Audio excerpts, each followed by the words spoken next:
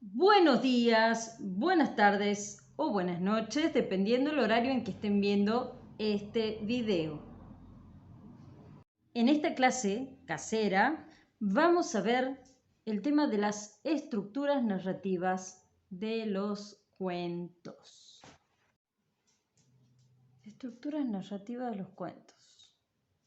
Pero sí, desde la primaria nos enseñan que los cuentos tienen una introducción, un nudo, un desenlace y chau pichón. ¿Qué era la introducción? A ver, recordemos. La introducción era la presentación de la situación y de los personajes. En un momento aparecía el conflicto y el conflicto era el que desencadenaba el nudo. Y finalmente estaba el desenlace, que era cómo se resolvía ese conflicto. Aclaremos que la resolución no siempre era una resolución positiva para los personajes. En realidad, lo que nosotros vemos como la estructura de los cuentos no es más que una estructura de los cuentos. Es más, hay 3 tipos de estructuras con las 3 partes, pero de acuerdo al orden se va a denominar de una forma o de otra. Tenemos ad ovo, sí, ad ovo. Ad, que significa desde, y ovo, huevo, desde el origen, desde el principio. Y esa es la estructura que siempre hemos aprendido en la primaria. La estructura lineal. La estructura que sigue el orden de planteamiento, nudo, desenlace. Después tenemos la segunda estructura, que es la in media res. In media res. ¿Qué significa in media res? No es una vaca partida a la mitad, una res partida a la mitad. No. In media res significa en latín en medio del asunto, en medio de la cosa. ¿Qué significa? Significa que nosotros hemos comenzado con el planteo del conflicto y después se van presentando los personajes, cuando ya está planteado el conflicto. Y finalmente tenemos una que se relaciona con la anterior, que significa extrema res, que sería la que comienza con el desenlace. Comienza con el final y después hace un salto al pasado y cuenta cómo se han ido desarrollando los hechos. Son los 3 tipos de estructuras. De esos 3 tipos de estructuras, nosotros vamos a encontrar de todo. Porque en lo que es la literatura no hay límites. Un ejemplo de un cuento in media res sería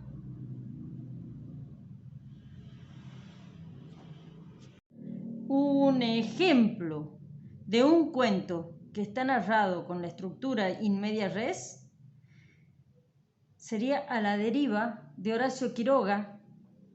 ¿Cómo empieza La deriva de Horacio Quiroga? Empieza de la siguiente forma.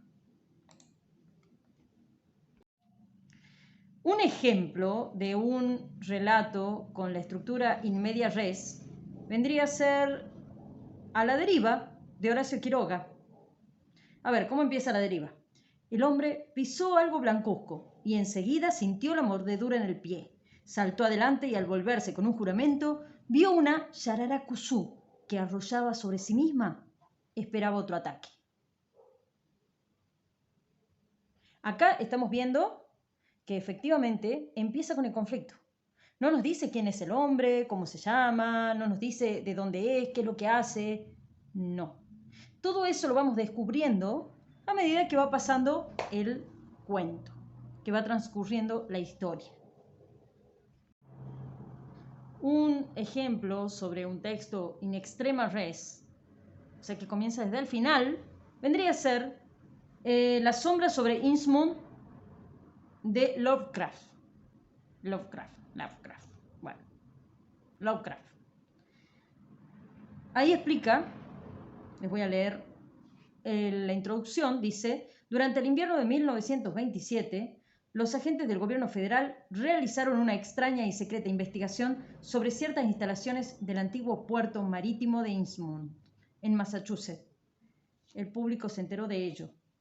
Y ahí, después de esa introducción, hace un salto hacia el pasado y empieza a explicar el porqué de esa investigación.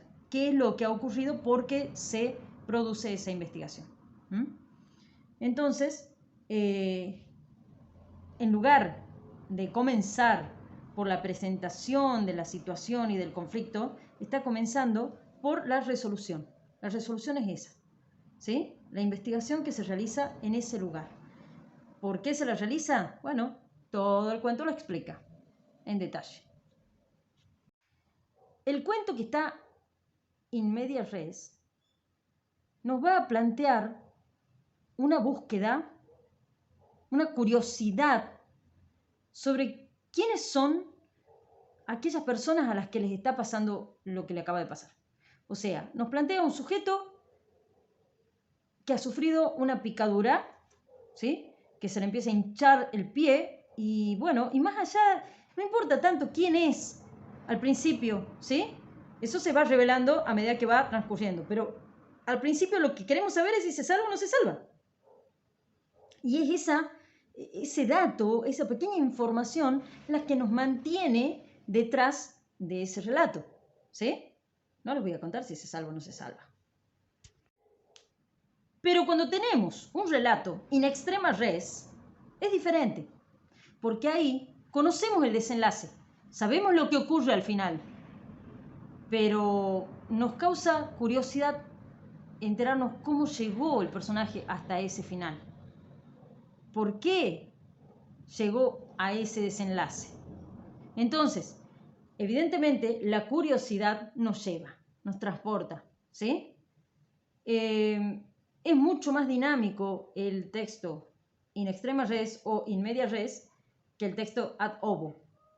Porque en el ad ovo empezamos conociendo los personajes y bueno, y nos lleva un poco de tiempo el entrar en lo que vendría a ser el conflicto, que es el corazón de la acción.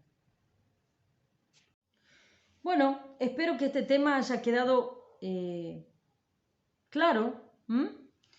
Ya sabemos, recapitulando, tenemos la estructura lineal o ad ovo, tenemos la estructura in media res, que vendría a ser en medio del asunto, y tenemos la estructura in extrema res, que vendría a ser desde el final de la historia o desde la cuestión del asunto.